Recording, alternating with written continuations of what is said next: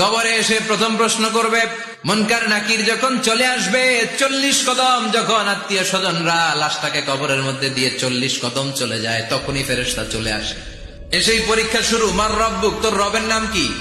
আমরা বলবো রব্বি আল্লাহ। দ্বিতীয় প্রশ্ন, ওমা দীনুক, তোমার ধর্মের নাম কি? আমরা কি বলবো? তৃতীয় প্রশ্ন, বিশ্বনবীর চেহারা দেখিয়ে বলা হবে আতারিফু হাদার রাজুল, এই লোকটারে চিনো নাকি? আমরা বলবো চিনি, আমাদের প্রাণের নবী। সব প্রশ্নের উত্তর তুমি পেরেছো। ফায়ুফসাহু লাহু কবরুহু 70 যিরান, আপনার কবরটারে 70 হাত লম্বা করে দেয়া হবে।